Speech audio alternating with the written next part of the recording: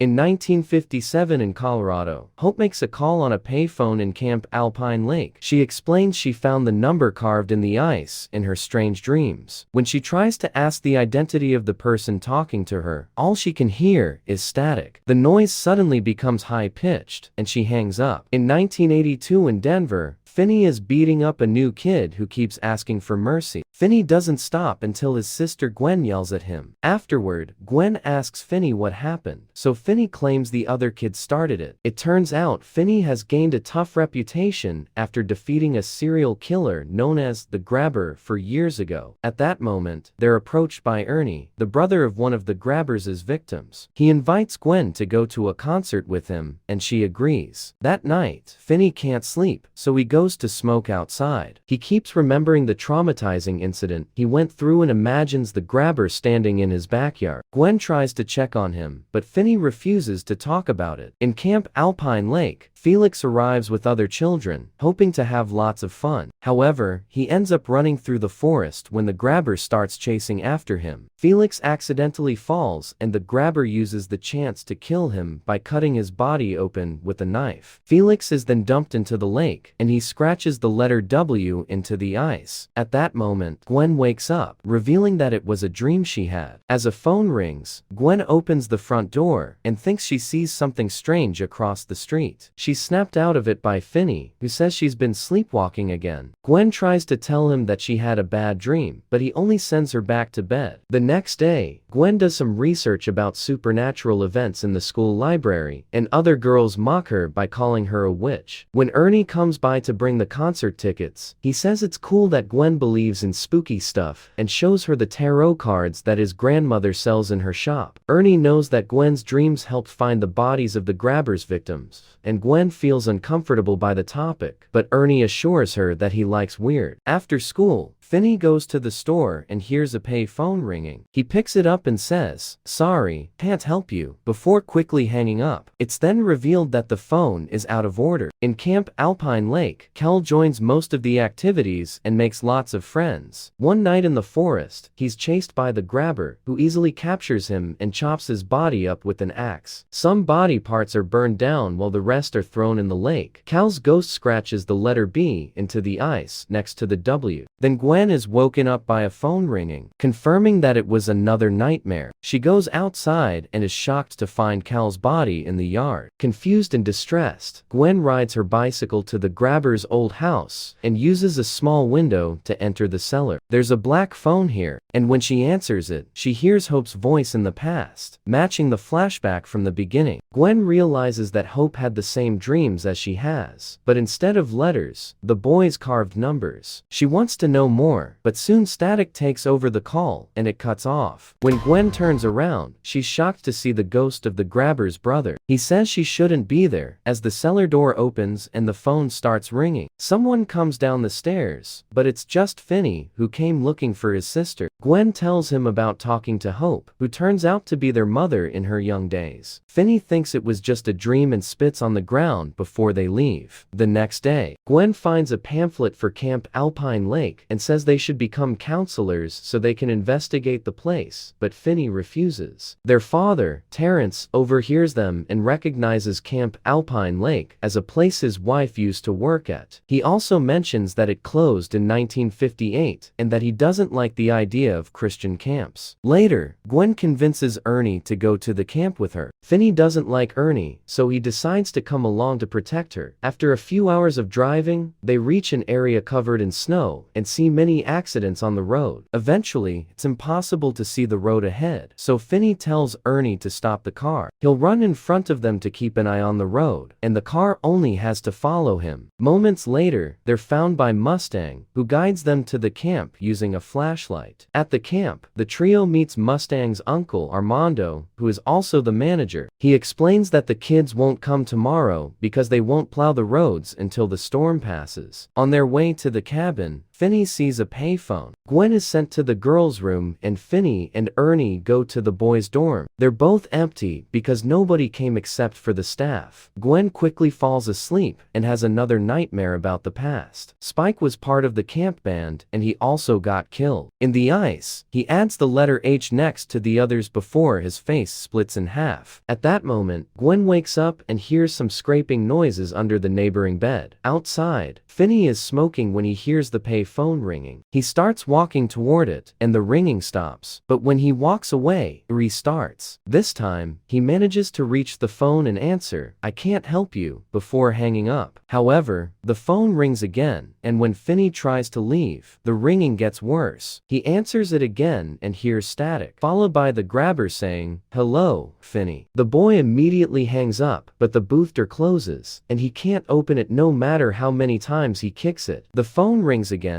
and Finney kicks it too, causing the handset to fall. The grabber's voice then says that hell is not flames, it's ice, because nothing burns like the cold. Back in the bedroom, Gwen decides to check under the bed and is horrified to find Felix. She quickly steps away, only to be touched by Cal, whose hand burns her arm. A terrified Gwen tries to walk away as the boys come closer and see Spike approaching the window to open it. Someone suddenly appears behind Spike and smashes the window, causing the glass to fall and slice Spike's face clean in half. Gwen wakes up screaming in terror just as the phone booth door bursts open. Finney rushes to the girl's room and finds her trembling and crying, completely hysterical. She insists she's losing her mind, but Finney holds her tight and tries to calm her down. When he notices the burn mark on her arm, he gently tends to it. Gwen refuses to sleep alone, so she curls up beside Ernie in his bed. Unable to fall asleep, she whispers a prayer, asking Jesus to protect her from more nightmares. Ernie overhears her, and they start talking about faith, bonding over how both of them grew up in deeply religious families. Gwen admits that her mother used to have strange dreams too, and that they drove her insane. She fears the same fate is waiting for her. Ernie reassures her softly, and for a moment, they almost share a kiss. But Finney suddenly interrupts and orders them both to get some rest. The next morning, Finney is furious that Gwen told Ernie everything about her dreams and the strange events. Gwen insists they need help, showing him the burn mark as proof that it's all real. A tea breakfast. Armando scolds Gwen for sleeping in the boys' dorm and demands to know why they really came to the camp. He doesn't believe their counselor's story. The siblings show him an old photo of Hope, and Armando instantly recognizes her as one of the former counselors. When he learns she took her own life 7 years ago, his expression turns somber. He tells them to call home to reassure their parents and says they can use the office phone. When Finney mentions the pay phone outside, Armando frowns and says it hasn't worked in over 10 years. As soon as Armando leaves, Finney tells the others that the pay phone actually rang last night and that he heard the grabber's voice. Suddenly, the phone starts ringing again. Finney dashes to answer it and hears static, followed by a boy's weak voice whispering that it's freezing and that they're not supposed to be here. Around the booth, the three ghosts appear: Felix, Cal, and Spike banging on the glass as the boy on the line pleads for help. Finney, unable to see them, begs for more details, but the spirits can barely remember anything. The pounding grows louder until Finney slams the phone down, making them vanish. Later that day, Gwen calls their father, Terrence, to let him know they're safe. But Terrence, worried about the worsening blizzard, decides to borrow a snowplow and drive to them. Meanwhile, Gwen and Ernie visit the camp's office to ask the staff Kenneth and Barbara if there are any records or books about the camp's history. Kenneth politely tells them there's nothing besides a few brochures, but Barbara is immediately judgmental, scolding Gwen for sharing a dorm with the boys and for using foul language. When Gwen asks about the 3 boys who died years ago, Barbara snaps, "Good Christian people don't speak of such horrors." The argument heats up until Kenneth steps in and firmly asks the teens to leave. That night, Gwen has another vivid nightmare. She sees her mother, Hope, answering the black phone again, and the 3 dead boys begging her for help. Felix's ghost appears near the forest, leading Gwen through falling red feathers until she finds his jacket on the snowy ground. Nearby, Spike is watching. An axe suddenly slams into a tree trunk, and blood starts oozing out of it. A loud noise jolts Gwen awake. The dorm door slams shut on its own, and for a split second, Gwen sees her mother standing at the end of the room, silently watching her, terrified but determined. Gwen goes outside and spots Felix's ghost again. She follows him through the snow. At the same time, Finney wakes up to the sound of the phone ringing once more. He shakes Ernie awake and tells him to stay with Gwen while he answers it. Gwen sees both boys in the distance, but keeps following Felix toward the mess hall. Finney answers the call and hears the grabber's cold, rasping voice. The killer tells him he's back for revenge to destroy everything Finney loves, since Finney made him kill his own brother. Meanwhile, Ernie reaches the girls' dorm and finds it empty. Panicking, he runs to wake the staff. Gwen follows the ghost into the mess hall kitchen, where the oven suddenly burst open with blazing fire. The noise draws the adults' attention, but before anyone can react, the grabber's ghost lunges out of the shadows, swinging his axe. Gwen dodges and fights back desperately, but he lashes her legs with his belt, making her fall, and tries to strangle her. Ernie and the others rush in and see Gwen thrashing on the floor, apparently fighting nothing. Suddenly, she's hurled into the air and slammed against the wall. Barbara screams. Finney runs toward the kitchen as Gwen's body is lifted again and thrown onto a table,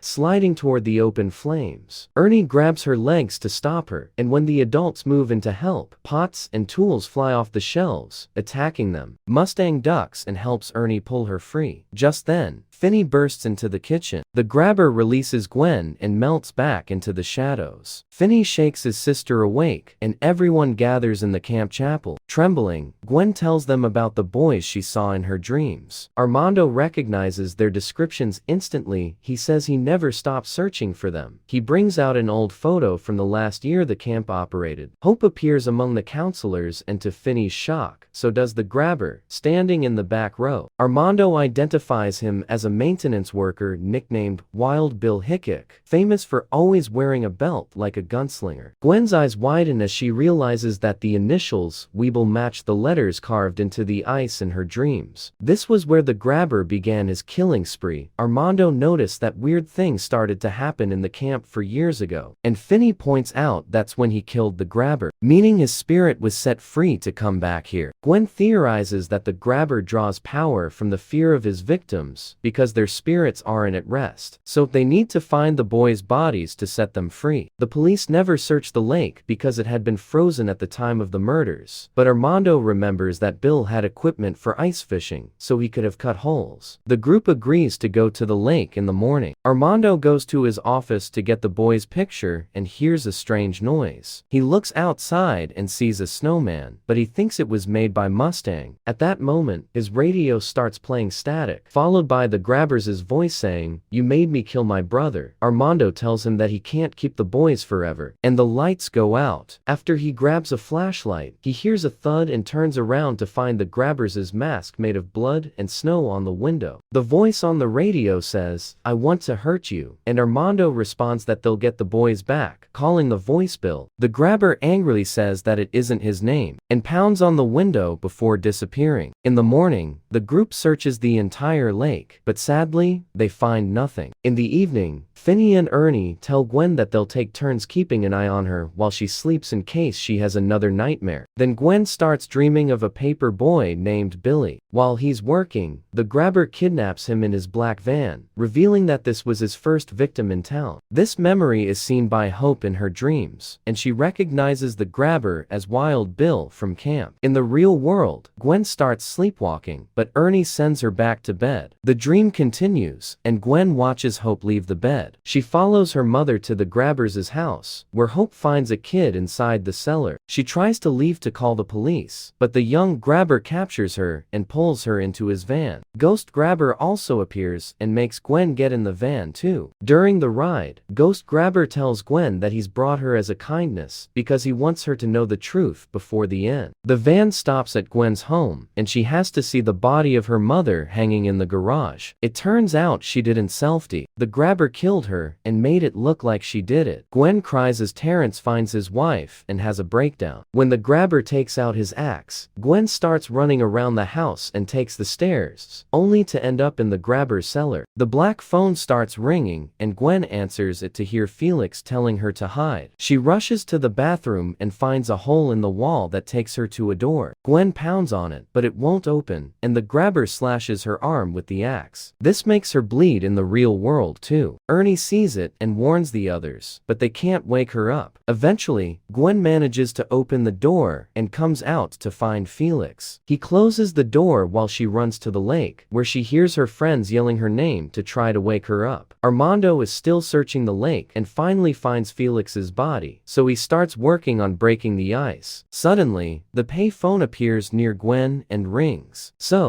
she answers, and hears the grabber saying he must defend himself from those who try to take his power. Then, the grabber appears behind Armando and starts breaking the ice. Gwen wants to help, but she can't open the booth. The ice breaks and Armando falls into the freezing water. When he tries to climb out, the grabber pushes him down with his foot. As Gwen continues to punch the booth door in the dream, she punches Finney in the real world. The grabber then breaks the glass and grabs the phone cord to start choking Gwen. He also throws her body around and makes it spin like a top. So, her body does the same in the bedroom. Blood is spilled all over the place before the boys manage to hold her down. Mustang throws cold water on her face, but it doesn't wake her up either. The group keeps telling Gwen to fight back. In the dream, Gwen hears their voices on the phone, and she concentrates until the booth explodes, which throws the grabber back. Gwen announces that in dream she has power too, so she headbutts the grabber before waking up. Afterward, everyone runs to the lake and rescues Armando just in time. He confirms he's found Felix, so the group agrees to come back for the other two boys in the morning. When they return to the camp, they're surprised to see Terrence arrive in the snowplow. Finney is ready to leave with his dad, but Gwen refuses because she wants to end this. An argument ensues, and Gwen calls out both guys for ignoring their trauma instead of working on it. She also tells them what really happened to Hope, which convinces them to stay. The group spends the entire next day looking for the other two boys, to no avail. Suddenly, Gwen falls asleep and the grabber appears skating on the lake. Gwen tries to run and falls into the hole, causing her real body to get wet. The grabber hits Kenneth with the axe and drags him across the lake, which happens in the real world too. Kenneth's body hits Barbara and makes her fall, so her face is smashed on the ice. As the grabber continues to slash Barbara and Kenneth with the axe, Gwen sees some barrels underwater. She kicks them off and finally finds the last two bodies inside. The grabber hits the ice around the hole to break it, and the rescue cable falls in as well. Then, the grabber makes a jump to put his belt around Finn's neck and starts choking him. Terrence jumps into the water and helps Gwen bring the barrels to the surface while Finney pushes the grabber off. Now, Gwen starts praying, which finally sets the boys' souls free. In the dream, the bodies start coming out of the ice and make the grabber trip by grabbing his ankle. Then the three souls block his way, and Gwen hits his head with the axe before removing his mask. The grabber freaks out until Finney appears behind him to repeatedly smash his head on the ice. Gwen chops the grabber's leg off to free him from the skeleton's hand, and they throw his body in the lake, where he finally dies for good as the three boys push him down. When Gwen wakes up, she kisses Ernie. Later at the camp, Armando calls the boys' families to tell them they finally found the bodies. Gwen hears the pay phone ringing, and when she answers it, she hears her mother congratulate her for saving the kids. Hope assures her that the dreams aren't a curse, and says that she loves her children before hanging out. Gwen passes the message to Finney, and the siblings finally leave with her dad. Make sure to subscribe and turn on notifications so you can watch more videos like this. Thanks for watching.